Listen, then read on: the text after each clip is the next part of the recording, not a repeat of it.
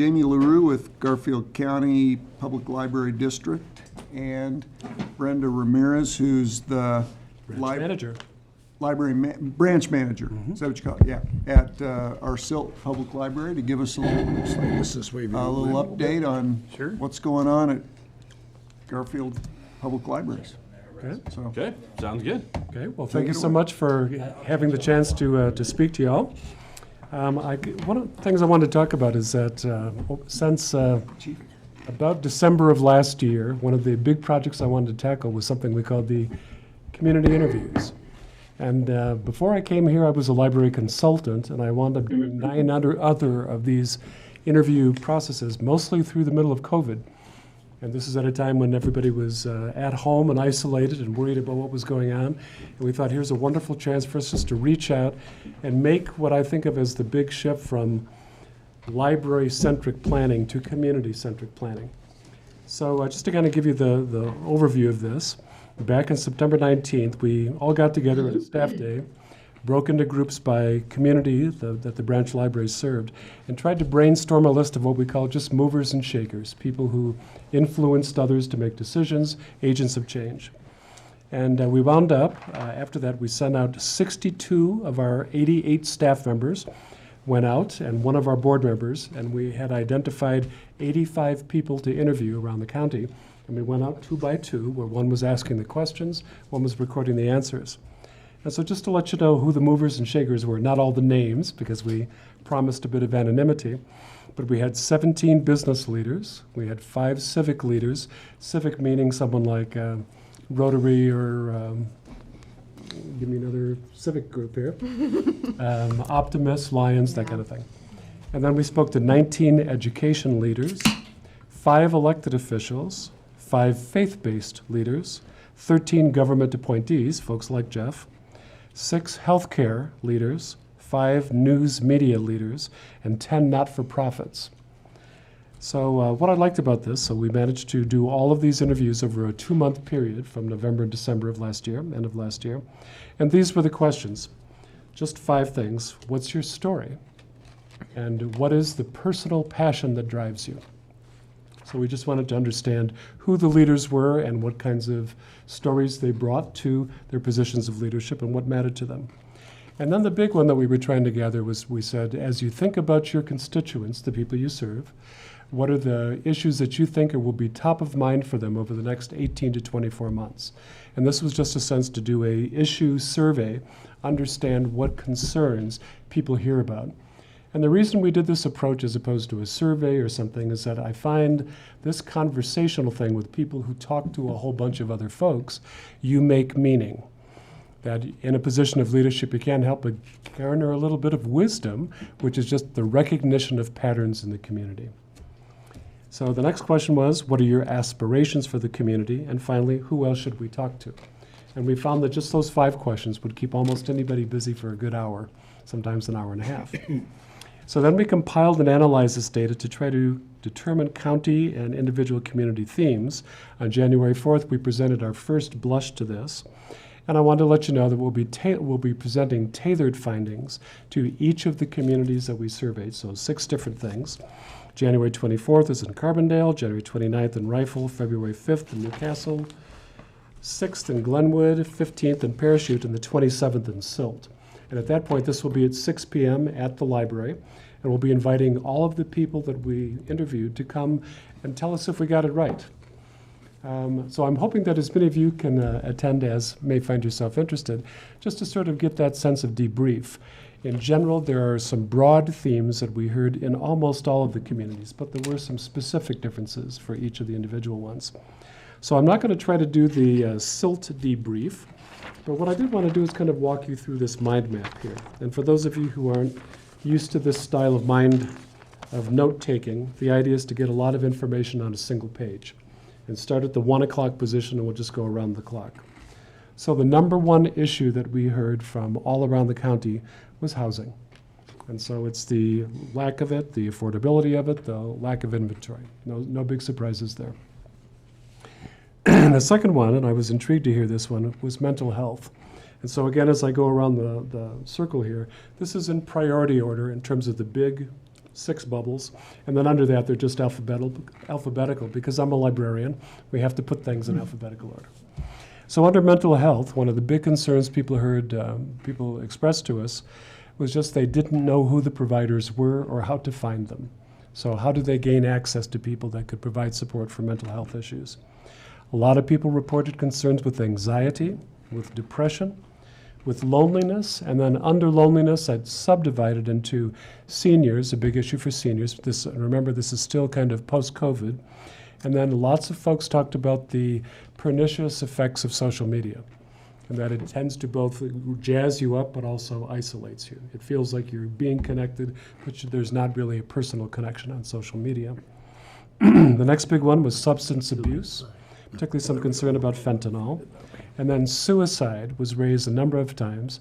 And one of the statistics we found out in the county is that you are 5 times more likely to be thinking about suicide if you're a member of the LGBTQ community. So that was a finding for us. And I'll run around this, and then I'm happy to come back and take questions if you want to dig deeper into any of these. The next one that we heard about is building community. And I think this had several issues. One of them was there was a keen interest in the celebration of culture. So the idea about building community is people get together to celebrate, to have a good time together. The next big thing that we heard over and over was the concern for a sense that we have lost a sense of civil discourse. So I'm sure you've seen this as members of councils. Instead of somebody coming in to say, thank you so much for the work that you're doing, please inform me about the issues that you're concerned with, it's here's what you've done wrong. You know, you begin with an attack. And so how do we recapture, or if it hasn't been around before, how do we establish a sense of civic, civil dialogue with one another? Next one, next kind of 2 actually, this one came up a lot, Hispanic outreach. There are many people concerned about how do they gain, the Hispanic community gain access to various legal services, what are the resources that are available to assist them, and then a phrase I hadn't heard before, language justice. And so the idea is that if you are relatively new to a community and you are primarily a Spanish speaker, it can be very difficult to understand things like government, things like health resources, if someone doesn't provide you a translation. And that whole process can be fascinating too. Often, I'm sure you've been to translated meetings where you're wearing a headphone or something, and the headphone is going in and out. And so there's both the language difficulty and a technological barrier to understanding what's happening at meetings. And then the idea about inclusivity is just a sense that we need to be more inclusive of everyone who lives in the community. And some people did report racism directed against them or having witnessed it in our community, and clearly that was a concern. The next one was a great concern. Librarians' ears perk up when we hear this. It's just information. People wanted to be able to know that they could find out what was going on in their communities. I used to be a newspaper columnist for a long time, about 24 years. And what I learned is that newspapers across the country are getting thinner and thinner, and there are fewer and fewer journalists, which means it can be harder and harder for the average citizen to just know what's going on in the community. Unless you happen to be on a list for a newsletter and read it, unless you happen to have somebody who shows up in meetings like these, if you don't happen to have it being recorded or televised, it can be very hard to know what's going on. So people were concerned about the coverage of meetings. They wanted to see more intergovernmental cooperation. People want our governments to be collaborative with each other. And then, as always, there's a concern about a trust in government, and that means how transparent are we being, how trustworthy are all the many governments in our community. Next concern was people were very interested in events. They like getting together with each other. And I think this was keener after COVID than it was even before, just the sense that if we are going to feel like a community, we have to see each other every now and then. Next was maintaining community character. Whenever a place is as lovely as Garfield County, you're going to have a lot of newcomers coming in. How do we welcome them? How do we connect them? And at the same time, how do we maintain the story of ourselves? Who are we? Who have we been? Who are the people who settled this, and what are the enduring issues? And the next one, as part of that building community, was a sense of people wanting to give back to their community, but not really sure where they start. So a big concern about how do we identify volunteer opportunities, a way to connect to our community, not just asking for things, but giving things to the community. Next one around, the 4 o'clock position there, or the probably 7 o'clock position, but number 4, economy. A number of businesses expressed to us that they first very concerned about the rents for facilities, but also a sense that many of these businesses, as those of you who may know who are small business owners, starting a business is tough. And there are a lot of issues, a lot of hoops to jump through. They felt that they hoped to find greater city support or chamber support, just that sense of when I'm getting into an employment issue or I'm getting into trying to figure out how to write a business plan or talk to a bank, we need more support, we need more advice. The next one was development growth management, and I'm sure this is one of the issues that councils struggle with a great deal. Just how do you make sure that you are doing smart development? Then there were 3 that were kind of falling into this sense of individual stress. So food insecurity, we have people in the county who have trouble. They don't have confidence that they can have 3 meals a day. We have inflation that's eroding people's purchasing power, and we do have many people in the county who are living at the poverty level or below. And then as many people in our business community talked about, it's hard to find people. I know talking to Jeff about this too, just trying to find finance people. The competition is very intense. The push to make sure that your wages are competitive and that they can afford to live here.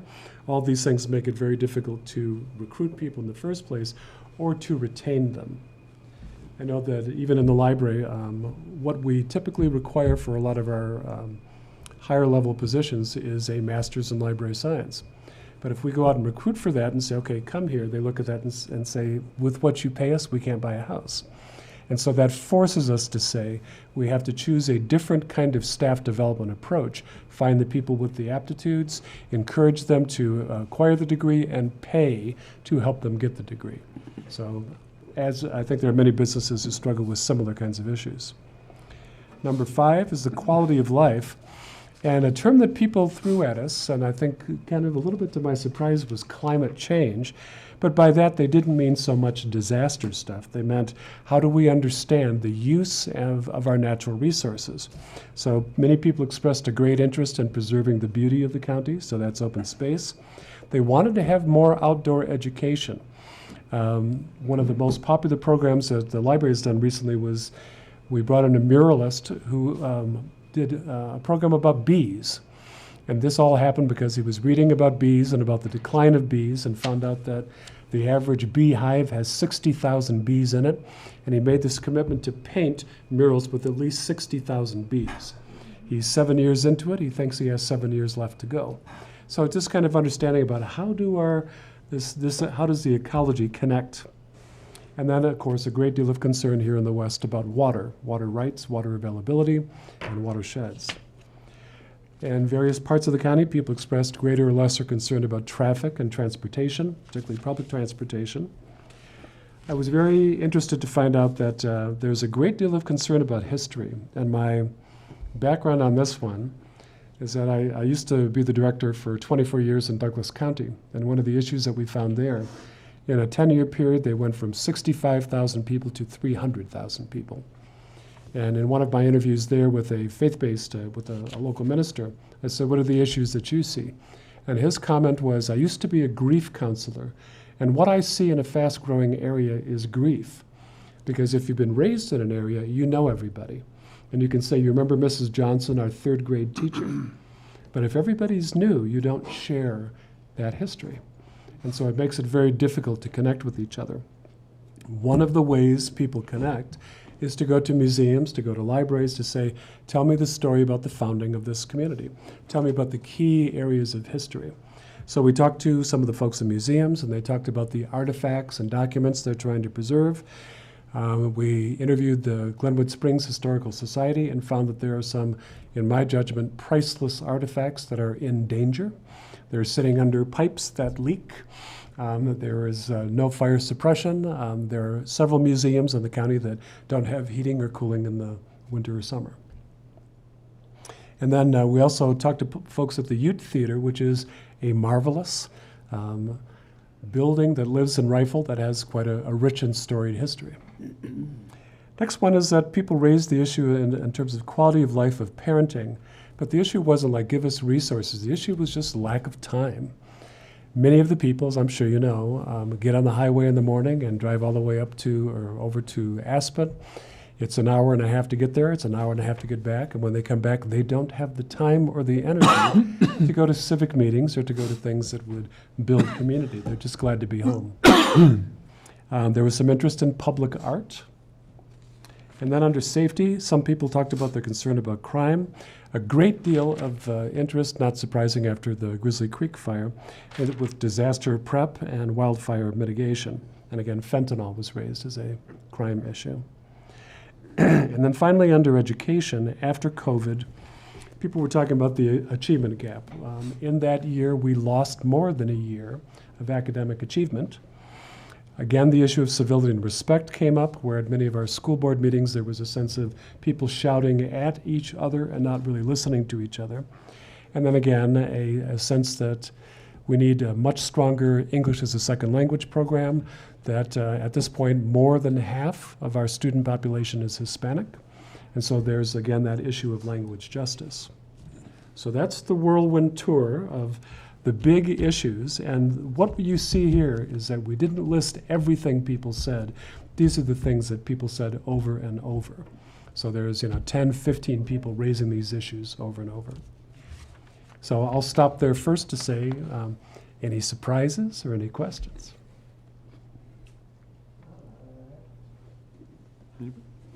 I don't have any at the moment, no. I think it's kind of, a lot of it's the same stuff that we discuss at these I'm sure it is. these meetings. It's the same stuff that you hear the school board discussing, so. Yeah. It's just, I think, it's always been a, what can we do to take care of this problem? And now it's becoming a, what can we That's right. do to take care of this problem, so. That's right. And Mr. Mayor, I think that one of the things we're after with this is, I want to know, as a library director, what's the community grappling with? What's the community agenda? And so the next phase for us is to say, so what do we do about it? Just like you asked this question. And just so you know, the intent of all this stuff is to drive our planning efforts. Our hope is to establish some key strategic initiatives that will address these community concerns. As I've mentioned, I don't think it's not the job of a community to make a great library. It's the job of a library to make a great community. And so we want to make sure that the things that we're developing are addressing the actual oft-repeated concerns of our community. So just to kind of give you to run around that circle again briefly, in housing on February 22nd, we want to invite you all to a summit. Some of you may know already Lori Best, who is the town of Breckenridge's, she's the head of housing and I think childcare. For the past 30 years, she's been doing affordable housing experiments. She's tried a lot of stuff. And I'm not sure that many other folks outside of Breckenridge have heard those stories. So we've reached out to her to say, can you come and share 30 years of your attempts? Tell us what worked, tell us what didn't. We'll be inviting as many folks like yourself that are civic leaders. We'll be reaching out to major employers for whom this issue is a matter of great concern. We'll be talking to educators again, anybody who's trying to recruit and retain staff. So that will be on the 22nd of February at the Ute Theater from 2 to 3:30. And so we think this is something that the library is good at, convening experts, sharing as much information as possible, trying to give people the greatest and most current resources to make good decisions. Under mental health, I was pleased that I met with the county health department and said, I'm hearing this over and over, but it sounds like there are many resources out there that the county just doesn't know about. And so we've agreed to begin hosting quarterly presentations by the county health department to talk about what do we mean by mental health, what's going on with anxiety and resources, to develop a resource guide that will live on the library's website to say if this is one of your concerns, start here. And once you get connected to one of the many agencies that provide these services, they can do the referrals internally. Under building community, not only are we doing a lot of very successful cultural programs. We do a Hispanic Heritage Festival that had last year 523 people, and had about half that this year because we went up against the rodeo. Bad call. We didn't think that one through. But we're doing things like this one, the Los Posadas program, which is sort of a Christmas celebration. And I wanted to give you a heads up, at the 28th of January, coming up this Sunday, we're doing something called the Human Library in Carbondale. And this is a program that comes out of Denmark. And when you go out and you try to find people that have interesting life experience, and you treat them like books. So you show up on the 28th of January, and while you're there, you can check out 3 people, and you can read them, and they will tell you about some of their experiences. And we think this is one of the ways that we get at this whole question about civility, is listening to each other and understanding the different backgrounds that many of us bring to our community. Under the economy, with Jeff and others, the library will be a founding member of the Colorado River Valley Economic Development Partnership, which is again a sense that as we grow and as we see these common problems, let's not have silt against rifle against, the Newcastle. We should be marketing ourselves across a region. And we think that the library can provide a great deal of information about who the economic partners might be, what the business conditions might be, who we might be able to target to recruit as businesses to our communities. Under the quality of life, we've been partnering with the Glenwood Historic Society to identify and catalog some of these priceless historic resources. Like most museums, they are very underfunded. And so one of the things that we've done with some of the a bump in oil and gas revenue that we've got for the next 2 years is to say, we're going to hire an intern for you. We'll help identify these resources, we'll catalog them, we'll put them on a library database to put people out to each of these museums and just share the story of ourselves. And then finally, with education, we're developing tutoring resources. We have databases of magazine and encyclopedia information for students. I should say I've been concerned about this for about 20 years now. We are losing school librarians almost as a profession. They're disappearing all around the country. And I think as schools find that they have to make various hard choices, arts and music disappears, and then libraries disappear, and then we get smaller and smaller. So we're trying to figure out how do we help support our students with vettable information that can be trusted. So that's, again, the whirlwind thing here. I was looking forward to the opportunity to say, we want to know what our community cares about, and we want to find a way to deliver on the information and resources that we think libraries are supposed to provide. All right. So happy to take questions about that or anything else. I'm happy to address any issue that may have come up about the library or about our plans. I have a question, but if anybody else has No, one, go I'm happy to ahead. wait. I'm good, yeah. Go ahead, sir. Thanks for coming. Sure, pleasure to be here. How is the library strategizing, handling the ongoing digitization of information? Right, the very print media itself is becoming a more novel concept versus a status quo. Yeah. Every kid has one of these. Probably 10% have a library card. Right. So I know there's the mobile app. Was it Libby? Right. Maybe mistaken. That's one of that, them. but Yep. Talk to me about the strategy for the next 10 years and how the Garfield County libraries are going to evolve to meet those new readers where they are. Well, first let's just talk about kind of the shift in publishing. So if I go all the way back to 2010, there were probably 350,000 titles printed a year. There were maybe 60,000 that came from small and independent publishers, and there were 10,000 books a year that came from self-published. In 2010, everything shifted, and it was pretty much the invention of the Kindle. And I remember the day after Christmas, people would come in and hand us their Kindle and say, make it work. Like, what's out there, what do I find? And very quickly we found that there was a huge shift from people going from print to digital. What that meant was then libraries had to scramble to try to find that new format. And at that point, about 2 or 3 early publishers came out to say, we will provide ebooks to you. And it was very disruptive to the market. In the public library world, we get volume discounts. If I buy a copy of the latest Danielle Steele romance novel, I get a 35% discount. But the publishers, when they came out with these digital resources, they said, ooh, let's use the software licensing model. And instead of selling it to you, we'll rent it to you so you don't own it, right? And then some people said, well, that's great. Do we even have to sell to libraries at all? Because we think you are cannibalizing our sales. And so for about 3 years, we worked with the American Library Association to say, we don't steal sales from you, we make sales from you, for you. What we've learned is that for most people who are big digital readers, they buy what they've borrowed, about 50% of it. And so 3 big studies, one that was done by the American Library Association, one done by Bowker, one done by Pew, and then in Australia, one done by the city of Brisbane, found out that for every 2 books that people borrow digitally, they buy one of them to have a copy on their own device. So that was the first thing, is kind of working with the market to develop new distributors for this digital content. Second thing is when Overdrive came up, and Overdrive is the big company along with Hoopla, a couple of others, that began to make these things available to the library. Then we said, okay, give us that pipeline, figure out a way for us to integrate that to the catalog. Then about the time that we thought, okay, we think we've got it covered, and we think it's about 80% print and about 20% digital, then COVID came. So now all of a sudden people aren't coming to the library because it's not open, right? And so then we discovered that the library is open 24/7 digitally. And so at that time we saw a shift, and now it's about 60% digital and about 40% print.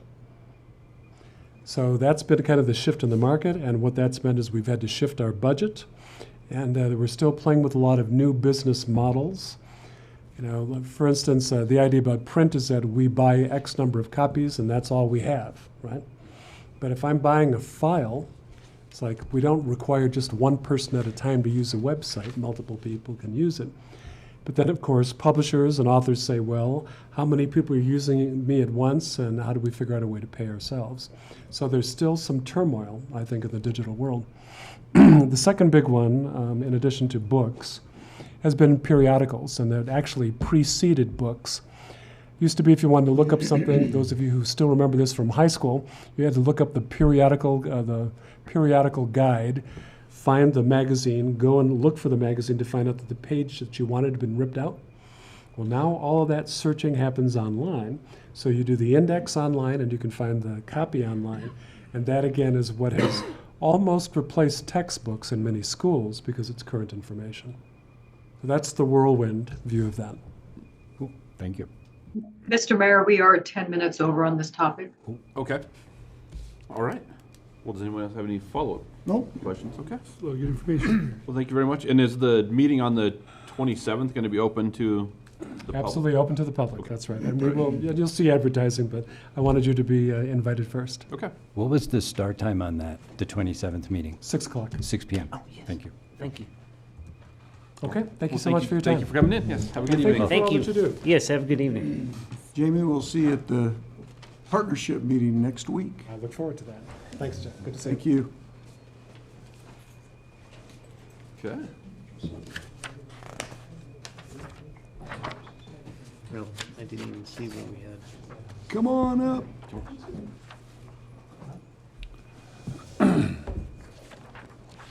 So this next topic, we're lucky to have Adrian Brown with us tonight, and he has worked on our turf replacement program and the trees resolution that you found in your packet. And I think the point of this conversation is to sort of see what we can do to increase our participation in TRIP, which is the Turf Replacement Incentive Program, from our current level of participation to something more robust than that, More robust than zero. than zero. Only ways up. We did have some interest, but we learned that the folks that had called just wanted to create another parking spot or two for their vehicles in their front yards. So that's not what we have intended with this program. And I think we did have a couple of legitimate ones, and maybe they'll come back next year after they kind of think it through a little bit more. So, but with that, Adrian, I'll let you kind of kick it off however you want to talk about it. Thank you, appreciate it. Thank you, gentlemen.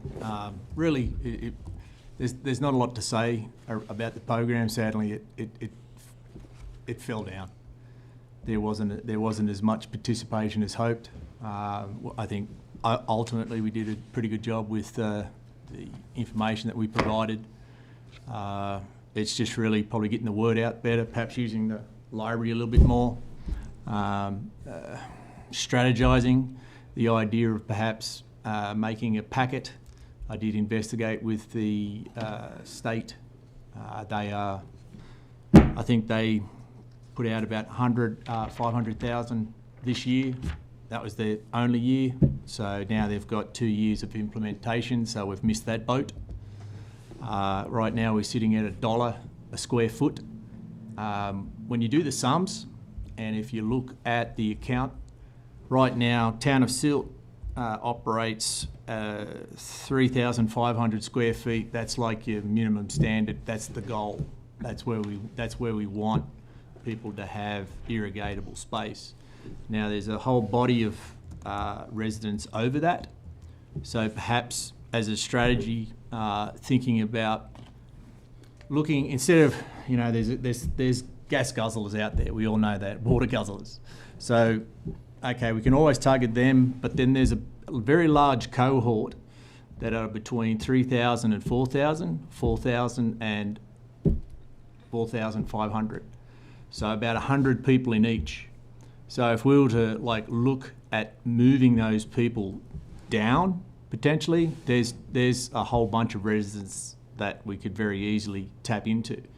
But the thing that I've got to stress, when you do your numbers on 500 square feet, the town only charges about $3.80 more a month, which is not a lot. So return, someone does 500 square feet, and the amount of time they spend on that to move it, it's not really worth their time. So how do we make it more of an incentive? How do we get people to jump on the idea of just using less water, because it is a dry place we live in? So, open to any suggestions there. The idea of the packet, that would be something like a package, for 500 square feet, it's $1,000 to do that. The Town of Silt will help you through XYZ, which we come up with. Pretty simple things, the idea of going out and making sure that the audit that we have on file is the same as what's on the ground. And you might find that 50 of those people, the audit's a little bit out. So they actually go down, so you can help them out in that way. But the idea of a guided process, I think, is probably more where some folks, even listening to the previous presentation about lack of time, that's a very real problem when you look at this. So how we morph that in a way people want to do it. I think it's there, people want to do it, but making sure that it's done in a way that benefits not only the town's water resources, but the idea of seeing that needle go the other way with how much water we are not using, and maybe free up for other things. So I'm all ears, gentlemen. What would you suggest? Which way can we go? What would be a good way? Do we up the ante? It's a shame that we missed the state train. Not to say it won't come out in a couple of years, but they've got 2 years of implementation, and the state coordinator said there's not going to be anything for the next 2 years at least. So, And the idea of that was to add to sweeten the pot. Yeah, exactly, to sweeten the pie. They were going to give $1, I think, right? Yeah. So there's I put it to you, gentlemen. And you'll recall that we put this action plan together after, I think it was 2020, when we basically ran out of water a few times, ran out of irrigation water. And the first couple items were to increase our pumping ability so we could take all the water out of the ditch that we are allotted. And so we've done that, and we haven't had a really dry summer since. But the idea is to just get to a point where we make sure we have enough enough water to provide for our folks. And this was one of the ideas that we had, was to reduce the amount of irrigated turf grass in town. So that's kind of where we started and where we're trying to get to. I think we did really well with the tech fixes, or mechanical fixes, I guess, because pumping water. Yeah. But this one's maybe just a little harder to get traction than maybe what we thought. I mean, remember we started at a quarter, like 25 cents a square foot, and you all saw the wisdom of maybe bumping that up a little bit, so we did bump that up. But we're budgeted this year. Oh, I should have had that in front of me. I bet Amy does, though. At $1 a square foot, I think we put $10,000 in there. So it's not a lot, but That is correct. we wanted to see what we could do. Thank you, Amy, to get some participation. Because I think once we get some folks interested, we can kind of keep it going a little bit, or get it So going. I got a question. I don't know who it's for you or Sheila or whatever. I had a couple people ask me, and maybe we discussed it and I forgot the answer. But if they do 500 square feet, take out 500 square feet, and zero-scape or whatever, do they get a reduction in their irrigation bill? I'll let Amy answer. They should, But yeah. yes, depending on what they're paying today. What cohort they're If they're over 3,500, they would get a reduction. If they're wanting to do it just for the reimbursement of $1 per square foot, and they're already at 3,500, it would just be they're getting the reimbursement from the town, because the minimum charge for irrigation is that 1738. If they're over the 3,500, then yes, they can get a reduction in their monthly irrigation fee. Okay. And that might be something to put in a new, because I have had people ask me, and maybe we did discuss it, but, if we do put something out about this in a newsletter or whatever, that would be something I think people would probably need to know, because I don't think a lot of them understood it that way. I think they thought, well, if I'm going to spend that and I still have to pay the full amount of water bill, well, why should I? Amy, if you would please, how much is it per 500 square feet? Is it $3.68? I can't remember. I've never done the math like that. I know that we have a certain, and I can look, let me pull up my fee schedule. And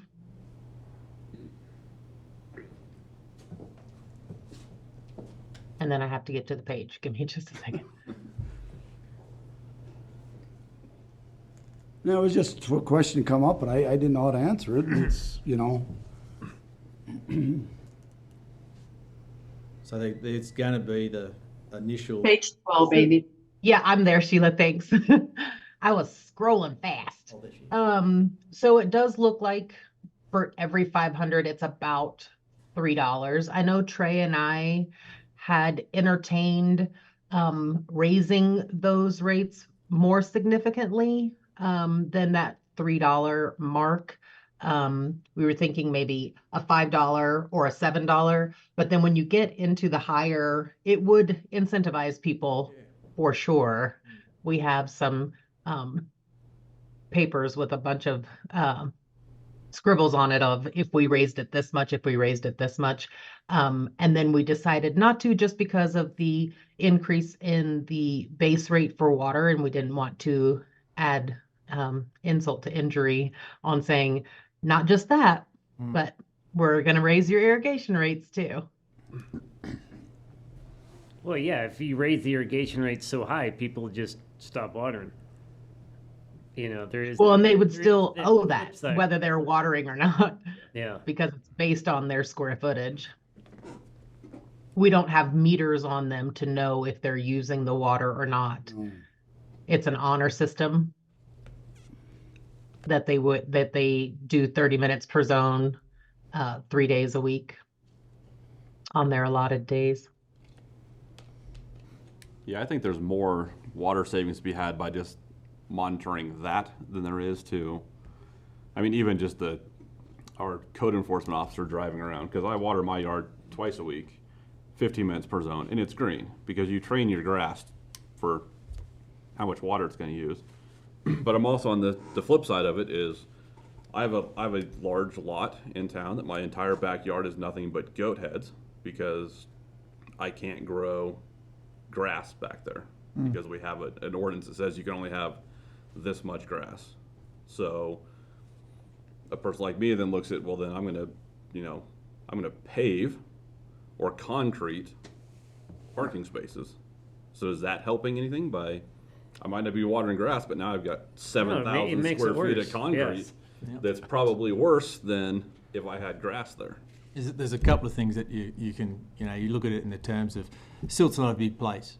So you add concrete, it's not really going to have a larger impact about like the urban heat effect, it's called. You're not going to have that much around here. But I think generally in terms of recharge, you're not going to get that.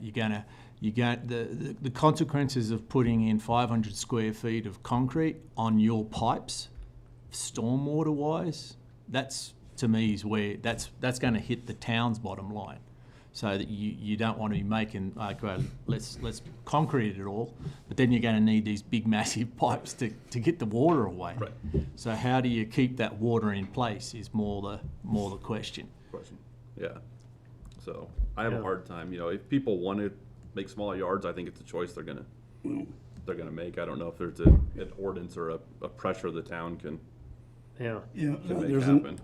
another thing a lot of people, like I did, is I got a hold of an irrigation friend of mine. We come over and we switched all my heads out, same amount, but they're less, 50% less water on my lawn is the same as it was before, but I used half the water. And that's what a lot of people are starting to do. You can get the new low flow. My yard, you can't tell a bit of difference on my garden, and it wasn't that expensive. So, I think some people are going to do that instead of, like you said, if they want to have their lawn, they're still going to. I don't know. I don't know what the solution is. Yeah. So I mean, maybe that's an option is if you go to low flow heads, then there's a rebate from the town on that. I mean, I don't know. If we did $2 a square foot, then we're down to 5,000 square foot. So I don't know how many gallons a year You actually save. eliminating 5,000 square feet of grass in the town of Silt's going to save. It's a question that needs to be asked. Yeah.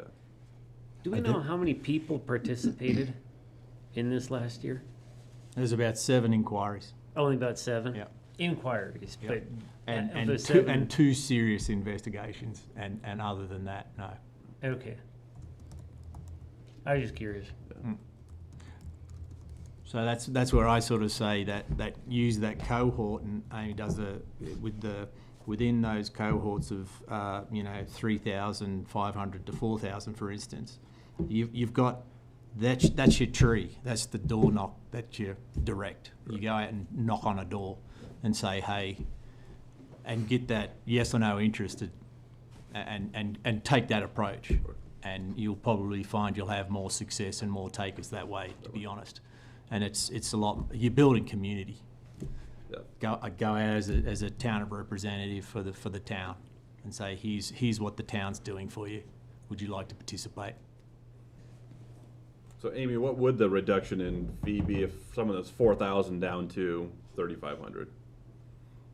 So 4,000 to 4,500 is 2318, and the minimum 3,500 or less is 1,790.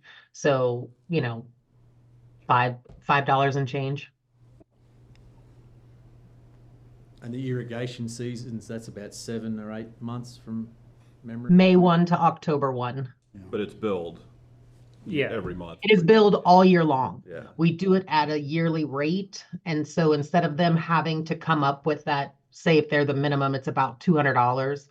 Instead of them having to come up with that money upfront, we break it out monthly. So they pay that irrigation fee on their bill every month, even when irrigation isn't available to them for budgeting purposes or household budgeting purposes. So it'd be great if you could say you're going to save X. Yeah. How much do you pay now? All right, if you did this much, this is how much you're going to save, and do the math with them there in front of you. Are there any examples of communities that are doing this successfully that we can steal the modeling Sure. from? The three that I presented last year, Arizona, Tempe, Aurora, out in Colorado, Front Range, but they're also doing the irrigation option as well, and they've got folks that go out and say, hey, you've expressed an interest, let's walk you through the process. And they're significantly larger populations. Agreed. Yeah, but they've also got when you're talking their whole recycling system of water, it's pretty impressive. Because I guess I'm trying to understand, is it a lack of awareness or a lack of caring? Oh, I couldn't say. But I think it's, Maybe that's yeah. what we should try and find out, is the root cause. Is it that it doesn't make sense fiscally and we need to go there with a slide ruler and a pencil and help them do the math? Or is there another, are we Pronged getting the approach. word out 100%. sufficiently? Yep. And of the people who see it, how many are following through? Like those would be the two pieces that would be of interest to me. How many people are seeing the information? And then of that group, how many are responding positively to it and engaging us, even if they don't end up doing it? Because then we can talk about changing the monetary amount isn't going to help us make more people aware of it. To me, that problem's derivative of how many people know about it to begin with. Until we know that, there is no financial tipping point. Does that make sense? Like, we need to know how many people we need to get the word out to. Agreed, but would you ever know that, without actually like going out and knocking on the door? Have you heard of this? If so, how? Maybe again through the library. That's the opportunity. That's the nexus of where people go in town. The simple answer is there are other ways to present it and track it, but none of them have been done in the past. I'm thinking again strategically, we should come up with different ways to get the word out, and ways that are trackable. If it's in a newsletter, if it's in an email link, if it's some other criteria that we can start to measure and look at performatively and say, how many people are clicking through to learn more? Yeah, we're gonna have to target the newer housing and the newer, younger people. As I'll tell you right now, I'll be honest with you, it's gonna be tough to tell the older people in town that have been here for 50 years, they've got their lawns, their flowers and all that stuff. They're not about to give that up. I don't care what it is. They're set in stone. Like me. I've been here 35 years, and it's amongst them. when you're retired, that's your life, your lawn, your flowers, whatever. And it's gonna be hard to tell the older people in town, they're not gonna give it up. I can tell you that right now. We're gonna have to, like the subdivisions that, try it with a bigger yard or, something like that, I think is what we're gonna have to target, So new developments, new incentivize developments, them to reduce people the with the grass. bigger yards, like I say, I'll be honest with you, I can tell you right now, it's not gonna happen, the older ones. It's just, people have had it so many years and Yeah. that's their life. That's their No, beautiful. I don't have any interest in getting rid of my grass. Yeah. But my yard's tiny, so. So, I know me, and it's a lot of older people, and not just that older, but I think we're gonna have to target, Stony Ridge is different, but I don't know. It's just some of the newer, younger people that are more into it or don't really wanna mow less or something, but that's what we're gonna have to target, I think. No, you're right. And then we don't know, a lot of these subdivisions have covenants and everything, so they might say, hey, you need to have X amount of sod. And we may not necessarily know that unless we get in touch with their HOA. Yeah. And maybe that's a way to go. We get in touch with their HOAs, and the HOAs can kind of get it out to, you know, the people in their HOA that we're offering this. I don't know.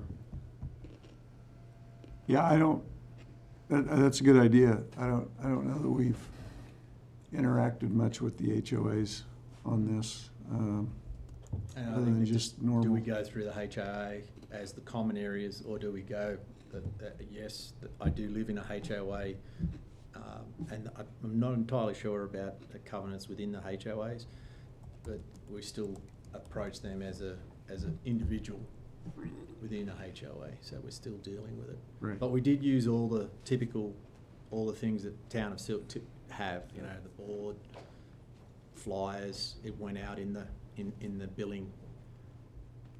So, you know, you can't get more direct than that in terms of, hey, heads up. Some people don't read their bills, I don't know. But, yeah.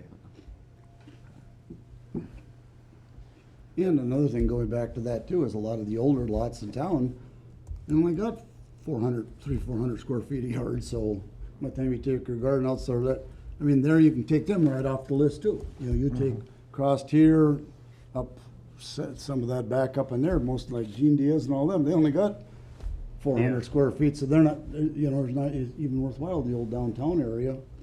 Like I say, you're gonna have to try and pick out the bigger areas that have the bigger lots.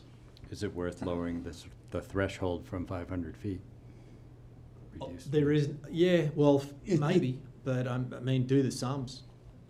It's gonna bet these people aren't gonna get, you know, they only got 400 now, they're not gonna give up anything to save $2 or $3 a month, you know, because I think we're gonna have to just pick some of the bigger areas. Well, I think there's a good case to be made that we could knock on some doors.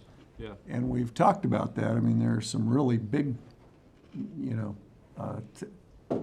10,000 square feet places that maybe they missed the memo, and we should help them save a few bucks, because they do pay a lot more and finish our audit, because I know we had started that a couple of years ago, and I don't know that we actually finished it yet, so we need to probably get back on that. Put some of it in GIS too, Right, honestly, yeah. you know. Yeah, the rate for 10,000 to 10,500 is $63.94 a month. So if they reduced I think to 3,500 or below, that could save them $45, $46 actually, about a month. That's decent. That's what we're gonna have to target, I think, Yeah. where it's gonna be feasible in the pocketbook. yeah, that's interesting. I'm not one of you fellows. It may have actually been you, Jerry, that last, you know, if you're got that amount of grass, you're not really how much it takes to keep it. You're not really. It's not a. It's just it's small potatoes. Is what I'm saying. Yeah. Yeah, I think I mean, maybe having the 4,000 square foot people, the door knock with them, and then maybe doing some kind of presentation with the library. And even if it's, I think even with the library presentation, it's about, I mean, people like me, like I said, that have goat heads growing in their backyard. What can I plant to, you know, what wildflowers can I throw out there to cover?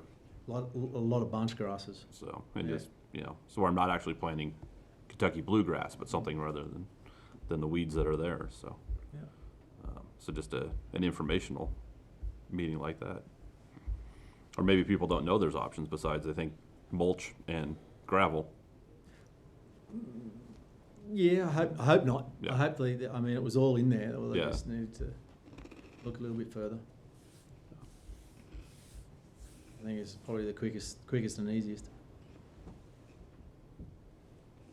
Time, the essence, time. Yeah. Yeah. I mean, I would be in favor of increasing it to $2. Just to see if that does anything, but it seems like even at $1, we hardly had anybody. Yeah, I mean, $1, $2, I mean, it's 5,000 square feet in the end, whether it's, Yeah. you know. Jeff, is that money set aside or earmarked from last year? Is that just gonna roll over to this year? There's your next 20. It doesn't roll over, it's just rebudgeted, yeah. Rebudgeted again, Same amount, yeah. Okay. yeah. Well, it'd be interesting to know if these towns that worked, if they're using potable water or they're paying for metered water for their lawns, If they have an why they're irrigation. reducing. Yeah, I mean, there'd be a big difference, yeah, if I'm paying for my water every month, yeah, I'd try and reduce, but it'd be interesting to know if they're on metered water, yeah, that might help their program, but if it's irrigation water and it's a set fee, Yeah. be curious to see if that's even a factor. And some of those other places may not have a choice, Yeah. Yeah. you know. It Oh, might no. be, And I can even see in our neighboring towns that they'd probably get rid of $10,000 from their budget pretty quick if what those people pay for yeah. irrigate their lawns, yeah. I think Yeah. ours, we just have the non-potable system, and it's so cheap that the offset's hard. Yeah. It's not expensive water. So. Well, I think in the interest of time tonight, maybe we'll take some of your feedback and under advisement and kind of retool a couple things and come back to you and let you know what we're gonna do. We'll keep moving forward on this because it's really time to start talking about it, at least getting a plan together to get it out there. And in the meantime, we got a couple minutes. Actually, we're running a little late, but we also have trees tonight. So Adrian worked at revise. Actually, I should back up. Is that okay with you? We come back. Okay, we'll do that. And then Adrian worked at sort of. I'll call it morphing. Morphine, our official tree list. And there's a resolution in there that he prepared along with the list, not for you to vote on tonight, but for you to just comment on to see if there's anything in there or question Adrian on as to why he picked certain varieties or whatever. Quick summary here, gents. You've already got one in place. Some of those trees, moving forward, climate change, changing environments, water needs. Not the best choice, but talking to two local nurseries, looking at what you had in place, it was probably update some of the species names. Not a great deal brand new in it, but you'll see it if you were to cross-reference it between, I think it's the 2010 option or 2003 option and now. It's really more around just keeping with the times.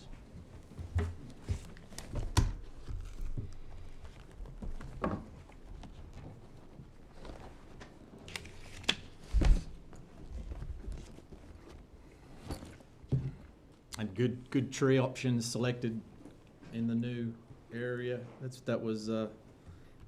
They're all on the list. On the list. Yep. And some of it is also around disease. There's a lot more disease in tree species now. The interesting one, I left the ash on it. I think the ash has a place in the western slope, maybe not so much on the eastern slope anymore because of the emerald ash borer, which is going very quickly now. And at some point it will arrive here. Whether or not it can survive the weathers and whatnot, we'll see. It's the green ash. Yes. And that's probably, at a guess, that's probably maybe 15% of the town of Silt's canopy.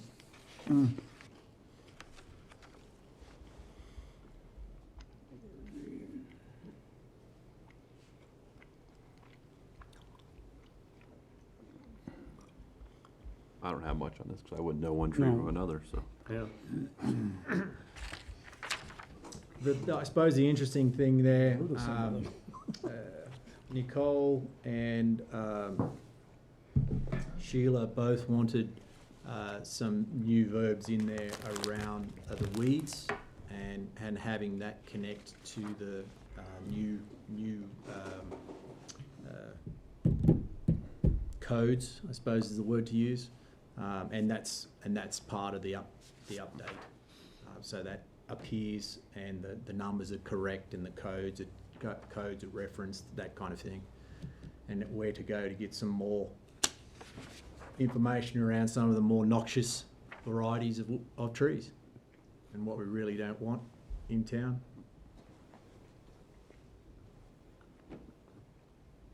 And we're sharing these lists with developers? I'd imagine so. That's what the ordinance is there for. I mean, it's not. This is what would you say? We would like to see you use these, kind of one. It's not mandatory. Recommended trees? Yeah. We have a recommended list Yeah. currently Yep. Right. that Yeah. builders do get, Okay, yeah. they do get it, okay. Yeah.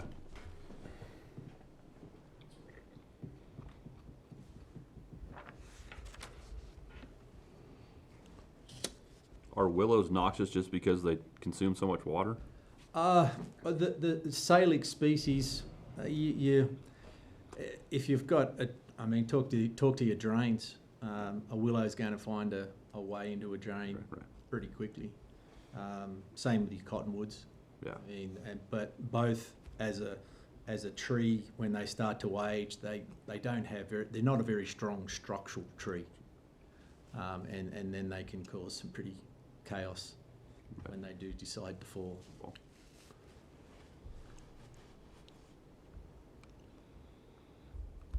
Okay.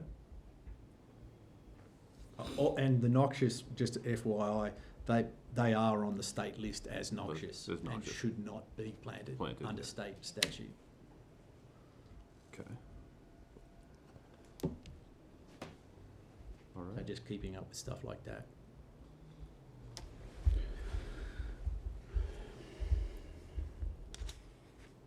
Like I said, I'm not a tree person, so I don't really have a whole lot of input on this one. Well, I guess the question for the board is, do we bring this back in a resolution format? And have you voted in as the recommended, or should it be required for new builds, or is there any conversation about that? I'd like to bring it back for adoption, and then if we could just at least get a list of what's on the current tree list versus what, Yeah. so we know what's been taken off. And I know it adds more work, but it would be nice to have like a little picture of each one right next to it. Then that way people looking at it going, oh yeah, I have one of those. Oh, I shouldn't have Bunch one of us those." walking around our yards. Yeah, Is it legal? yeah. think I that's mean, what- I mean, most of my trees are ash. You know, I have one willow. It's on its way out. So yeah. We could bring in some 5-gallon buckets full of trees. and there we go. get 'em that way. Get As a that- handout to replace the trees you're gonna force us to cut There you down? go. It's not forcing you to remove what you have, just Yeah. moving forward. Just No, don't, Yeah. right. just don't plant any. The only one we'd like to see removed is some of that Russian olive and the Tamarisk. elm trees.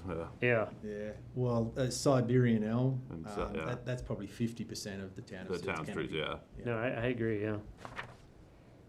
Maybe it'd be better to pay people $1 to remove elm trees from their property than it would be to remove grass.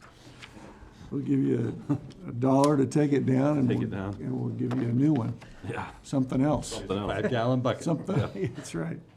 It's so. Okay, so yeah, just bring that back, and like I said, a list of what we're removing would be nice. We'll bring a red line version of that. Yeah, I think so. Yeah. Okay. Anything else on that, Adrian? So Anybody else? Nope. Thank you very much. Yeah, thank you. So I guess real quick, so what is your, I know you've mentioned before, what is your background? varied. I live up on Odin Drive now. Been there 3 years, probably be there for another good portion. And grew up on a small farm in Australia, wheat, sheep, cherries, and went to CSU, met my existing wife. We've been together 25 years.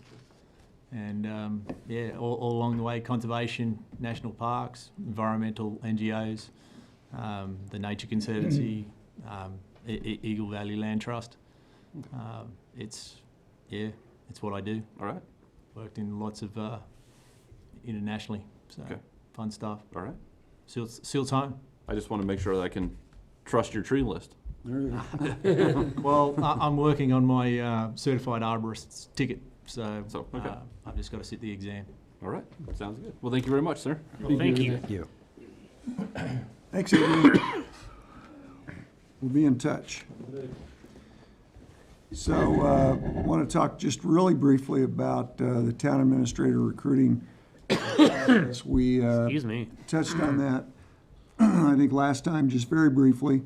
I wrote a lot here in terms of process, and I really wrote that down, that process down, that pre-recruitment, recruitment, selection, and evaluation, those phases, because those things are going to happen whether you think you're doing them or not. I mean, we're going to have those you are going to have those conversations about how to proceed. And it's either very formal with, if we were to hire some big national recruiting firm, they'd be in here doing some long, processes with you to make sure we capture all of that information. Or we can do it a little less formally. And I mean, we still need to do it. We still need to touch base on them, or I should say you do, and make those decisions on how you want to proceed. I think, and I'm going to just make a couple of other quick comments, and then I'm going to get out of the way and you guys can talk a little bit about it. And there are a variety of different processes. You could get into having a citizens review, or you could have a variety of different boards. You could have citizens. You could have managers from other towns in the vicinity or statewide. You could have town employees being part of it, department directors. You could have tours of the facilities. I mean, there's a lot of ways you could go about doing that. All of those things are things you need to talk about and decide how you want to go through, how you want to get to the end of this. Obviously, there'll be some conversations on legal things like questions you can and can't ask, and on and on. So, but a couple things I did not. I did not say what I thought we should get out of this conversation, and I neglected to do that. But if you look at those 4 bullet points toward the end of the briefing paper, I gave you 4 options, and there's probably A, B, and C under all of them. But if you thought you had a manager within the organization now, you could just make that decision. Just pick somebody. You could use town elected and appointed officials, volunteers, town resources to recruit, source, screen, and run the process, which takes an inordinate amount of time by people who are virtually volunteers. You could hire an executive research firm, did I say executive recruitment firm, and you would pay between $12,000 and $25,000, probably, maybe more, for such.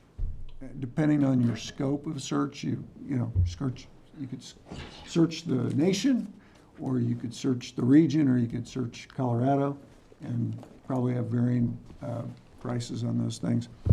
And then last but not, well, it's probably not last, but there are individuals in the state who, they've been town managers in Colorado, and they have, or elsewhere, and they have they have been engaged by towns to help with these kinds of things. So there are ways to go through this. And then, I guess finally, you could ask me to, in my current capacity, to kind of start the process, start the ball rolling, work with you to do some of those things on page 1, and start putting those things on paper, kind of get a rolling start, and then maybe go with that point 4. There's probably a few people we could talk to in the state. I'm aware of a few that could maybe help us kind of put that together. You could stay, and that would really speed up the whole process. Amen to that. Jeff, you can't leave until Jeff 2.0 shows up. There's your incentive. Mr. Mayor, you and me are the only one left from the other board. How did we end up, how did we end up reaching out and finding him? Was it through attorney or was it, I don't remember. No, it was from one of the other board members. It's no longer with us somehow. You formed a committee, Committee. 2 board members who went out searching. We did, but how did we end up finding him, I guess? CML, CML, Colorado yeah. Municipal League. Is that what it was? I can't remember. That's been, you and I are the only one left, and I can't remember how we did that. Yep. Yeah, I'd had a conversation with the former director there and said, I'm done, ready to do something else, and he put me on the short list, and next thing I knew, I had a phone call from Silt, so, and I've got to call into the executive director at CML. Well. I've talked to a couple of my other contacts who kind of might know who's interested in, moving up, down, or sideways. And so there are some people out there who are, good people that we could talk to. But it's a matter of casting the net and seeing what we come up with. And there are some other processes that either, that either have just concluded or will be moving forward. And there's always people who don't get those jobs. So there's people out there looking. It's just a matter of getting them interested. I mean, I think that's a good place to start if Jeff has any contacts that might help us out. Yep, so I think, I definitely like directing our current administrator to at least start the process and get the Yeah. ball rolling. I would like to at least open it up to current staff of the town. That's what I was gonna add If is, anyone would like to submit a letter of interest. You stepping up to the plate? I don't consider myself staff. Well, it doesn't have to be staff. that could be changed. Yeah. I really think it's gonna be a force. All 4 of these might come into play. I don't want to go to hiring an executive search firm till we have to. Yeah. I think Yeah. the wider the net, the less qualified people you have to dig through, potentially. I think So- if we're gonna look internally as well as externally, they should be happening at the same time. Because otherwise, I agree. if I'm a yeah. potential internal candidate, but the town's already been looking for someone else for 3 months, I feel like that opportunity may have passed, or Yeah. why didn't they talk to me first? If we're gonna be equal about it, the timing needs to be equal. That aspect of the opportunity needs to be equalized for them. I mean, I guess any internal person has the option to, the interest just like an outside candidate does. Right. So they could Is just there be any, part of it. Right, and I think the process would include both internal and external candidates at the same Same time, thing, so yeah. that you could, compare and contrast. Yeah, I'd like to Is see there any that. groups or associations with the town of Silt that, not quite a firm, but actually we could hire to help out in the process? You know what I mean? To give us a little bit more professional help, but still not a firm? I missed the first part of that. Like any associations that we have with engineers or other groups that are associated with the town that we could just slide into a position to help with, but not quite a firm? To help in the selection? Yeah, getting the net out there and finding. Oh, for sure. You know I what I mean, mean? we'll put it out to anybody we know, who will get it out. I've already had one email conversation with, actually, one of the applicants for one of our projects in town is interested in getting the word out. So I don't see you in the waiting room. Or I'm right here. Thank you. or CML. I mean, Yeah, I mean, put in- CML I think is gonna be a good, Yeah, Or AGNC, is that another yeah, and possible that's group? another Yeah. one. yeah. Yeah, all of those, Yeah. those would be part of casting the net. Yeah. And the individuals that I've talked to one specifically, and I'll talk to the CML, they kind of have their finger on the pulse of things as well. So, one of the things too that will, and Mike just pointed it out, is we'll have to talk, and it's probably really on the first page of this, we'll need to talk salary range, and we'll probably want to talk to ILG, bring them in to get a sense of what the salary should be, and that'll be an important part of the recruiting announcement. Yeah. Yeah, there are new rules on what you have to put in a job placement ad. So it includes salary and a description of benefits, and we'll work with our people to get that tidied up. But, the question of salary range really is, it's not a staff decision, that's a board of trustees decision.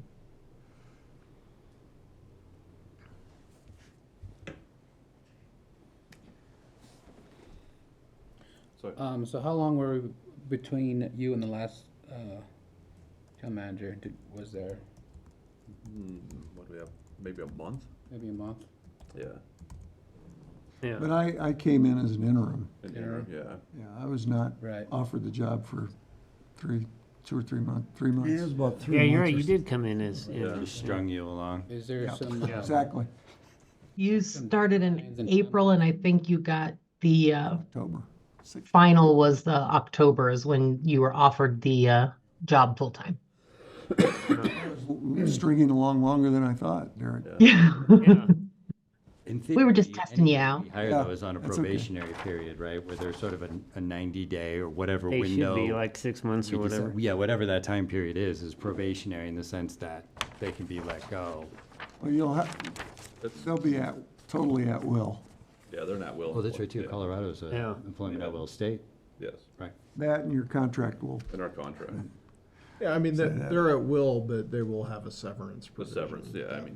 That's the quid pro quo, because town managers are frequently in the crosshairs of public opinion or political opinion that they get to be at will. You can terminate them, but you have to give them a little something to go on. Yeah. To go away quietly. Yeah. So is there a timeline that we would start to get worried about of not having applicants, or is there a personnel that can be an acting town Well, that's the manager? next- So yeah, it gives that's- us that's- time to be patient and pick the right person, that's the next part of this is, in the meantime, what do Yeah. we do? And I've talked to a couple people who are interested in at least talking about being an interim. Public session like this is probably not appropriate to talk names, but, we can have a process by which they would put their names forward, and then we'd bring them to you, and you could talk with them.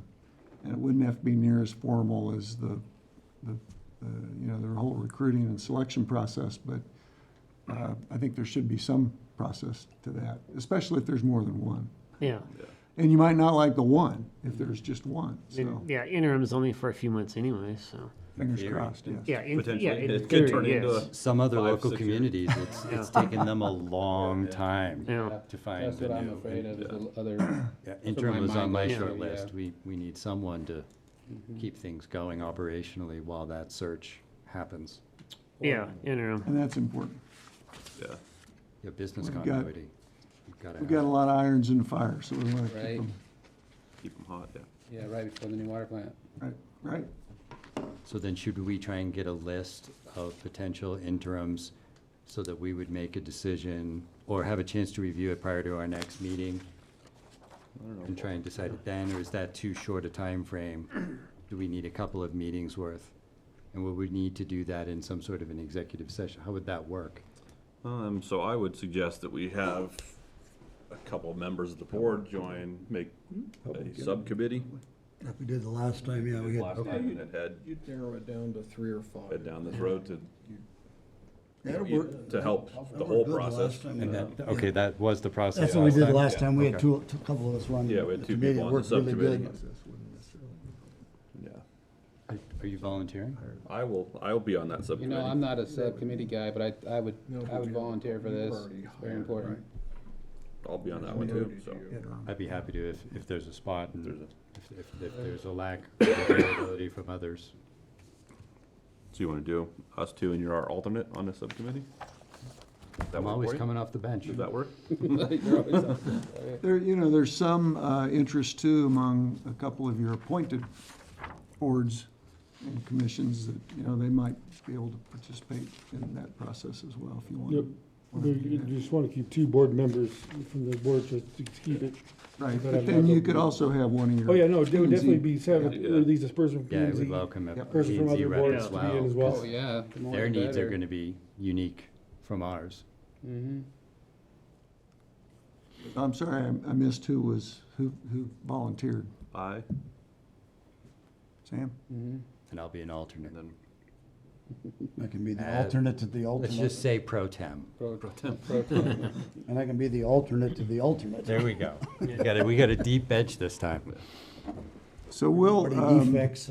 Well, heck, I'll be the alternate after the alternate after the alternate, because I probably won't get called on. Yeah, so call I'm you fine. never. But still, yeah, I mean, we're all ultimately the final. I mean, everything that Anyhow, so. comes to the board anyway, Yes. make any No. final decisions, or, Yeah. I mean, even not final decisions, but, you know, any decision But will it, be. it allows it to be a more fluid process, that if something comes up and there's less than 48 hours notice and you may be in snowmass and God knows where you'll be, there's an opportunity to have Yeah, an adequate Yeah. presence there, that we're not keeping people waiting. yeah. I would think we should get on it sooner than later, so there's time for. Yeah, knowledge pass transfer, Yeah, Yeah. pass your info. for sure. John. Just going through Jeff's inbox is gonna take weeks. that's for sure. You've seen my inbox. That's why I said it. To get a, you know, most of your benefits are set. They're the standard benefits of the town. The salary range is something that until you make a decision about that, you can't really post.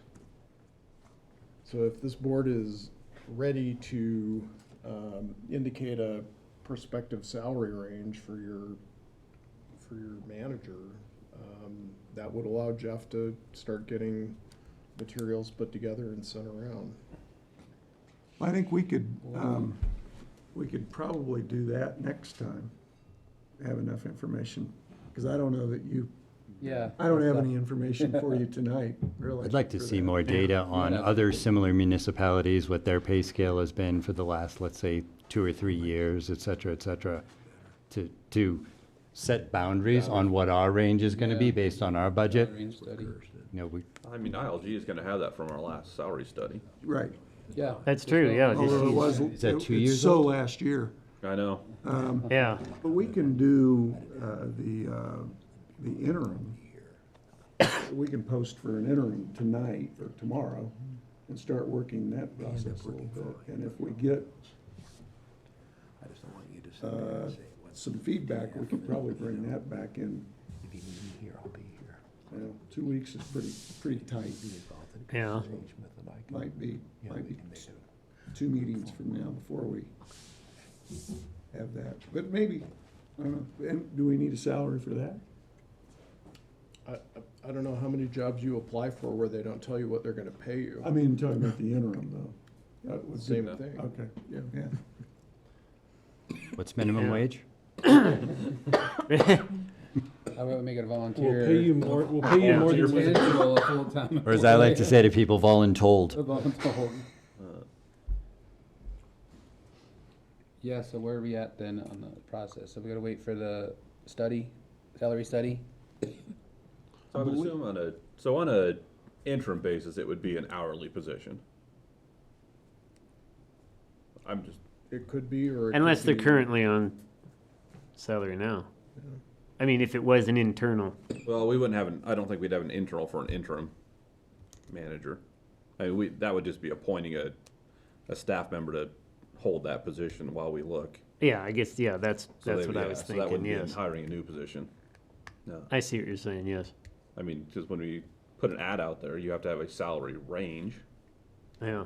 Because I think that's what we did with you, is we had you interim, you had a range. I didn't have a range. I was told what I was gonna make, Gonna make, so, yeah. yeah. Well, I mean, yeah, we had given you a figure though. I think we gave you a figure before you. Sure, Yeah, sure. we gave you a figure before you showed up, so. Yeah. Well, Even Well, the posted job I listing, yeah. believe, and don't quote me on this, and Amy's maybe looking at it, but I think it's, the range is 95 to 150. Yeah. I just know that when you first started as the interim, your contract was 30 hours a week. That too, That's yeah. right. Yeah. We're, oh, yeah. And I don't remember what the hourly was, but that's right, it was 30 hours. And it was hard for me to come and tell you, yeah, you put 32 down. I can only pay you for 30. Do we want to keep it as an hourly, knowing that it's going to be hard for an interim to do the job in 30? Or do we just make it salaried? Where it gives them more flexibility to get the job done versus saying, oh, I'm at 30, I'm I out of think an here. intern, don't need to do hourly, and then full-time would go to salary, so it's just part of their process. I mean, we don't need to do 30 hours. I mean, if we get an interim that wants to do 40. Do 40, yeah. Yeah. Barely check all the email in 30. Yeah. I mean, so. Yeah. So, yeah. We're gonna Board do- meetings are the other 10, done. The last job description I have was updated in 2020 and the range was 88.5 to 119.5.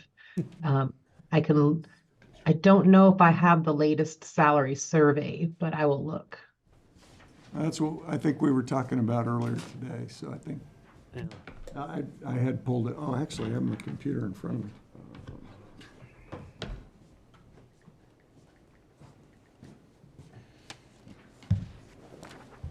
I have entry level, the last survey that you just sent, Jeff, the entry level is 95. 25 percentile is 110, midpoint is 125, and top is 150. So 95 to 150, I guess. I think for the town manager position, we could advertise it at 95 to 150. That is a salary range. It's just the interim, are we gonna advertise that same range, or No, I think you would state an hourly rate within a with an interim? So, $5 increment or something like that. I just don't know what that number would be. what interim managers are currently requesting. you know. I don't either. So that's what I was trying to do. So 40 times Yeah. 2080. I'm fine with the 95 to 150. So then on the interim, if we were paying them $40 an hour, that's 83,000 a year. Probably 50 to 60 or 50 to something. 60 for an interim. Oh, yeah. Seems reasonable. I just think we need to get these ads Yeah, no, get Going, that yes. going as soon as possible. Yep. rather than waiting a week or Or 2 weeks 2 for. weeks, and, yeah, we don't Yeah. have the time. March 15th is So coming up 50, fast. 60, so 100 to 120 about a year hourly, and then what was the salary? 95 to 150. So it's gonna be more money to be interim than it is to be a full-time. It is. Well, most of the time, I think an interim is somebody that's done it previously, so they have that experience. Yeah. Well, that's true, Not yeah. necessarily full-time. And they're not full-time And they're not either. full-time, and but they're getting Yeah. more money. they're for- not. Well, but the benefits, I mean, the town can spend $20,000 a year on health insurance and our portion of Medicare and Social Security and short and long-term disability. There's a lot of benefits that a 1099 employee wouldn't get. Well, maybe we should wait until I talk to CML and see what they think Yeah. about it. Because like I that think better. 50 to 60 is a little on the low side for an interim. I was thinking it's too high. No, an interim, because they're also not. They're not here. They know it's a short-term job, Yeah, exactly. so they're not going to come in for a little bit of money to stay, Right. do a ton of work in a little bit of time, and then move on. So So the salary would be the same salary that the appointed already staff would receive to take care of the duties, right? temporarily until we get someone full-time. Mhm. So they would get the same salary, I mean, it'd be, yeah, I mean, it'd but then be, they'd have the benefits with In the the same same salary. range. they'd have this, yeah, in the same range, yeah. But to the mayor's point, they know it's short term. Short term, It's gonna be a lot of hurry up, right, so they're gonna want a premium, and they're coming in with that experience. right. That's why they were Yeah. hired in the first place. They're gonna wanna be compensated for it. They're not coming in on the low end. Yeah, Yeah. I think we get the number Yeah. first, and then pick a number, is what I would recommend. Do we wanna wait till the next meeting to get that number, or is there some way we can do it more quickly? Well, I think we can give it to the committee members and get. Yeah, the committee and get members could things decide. started. There you go. That's why we got a committee. Yeah. When could you, We'll get some information for you and send it to the committee members, Yep. and you guys can That's why we decide. got- That's why we got the committee, let, Yeah, it's move just- forward, I guess. Yeah. And any 2 weeks, a week, whatever, March 15th is gonna be here quick, right, yeah, that's what I'm, so, yeah. Yeah, it'll be here quick. And it's a range. I It's a mean, range, yeah. If somebody came in and demanded the high range, you can always say, well, no. no, yeah. Yeah. That's true, you're right, yeah. Oi. And if there's an interim, a potential interim that has his hands in a development project, that's a conflict, correct? You can't hire somebody who has business pending in front of the town. That's Okay. not a conflict of interest. I figured, I just wanted to make sure. Okay, so to wrap this up then, we will find out, get some information on what an interim wage would be, and then I will start making some plans to work with you all in a work session to try to answer some of those questions on the front side of this page. Okay. And we'll look at, we can look at doing that in the next work session. And probably won't hurt us to talk about it a little bit next Monday, which is our strategic planning, our off-meeting schedule strategic planning with Dana Lavac from DOLA. He's gonna help us with that. Okay. We good to go? I think we're good to go. Okay. Okay. Thank you very much.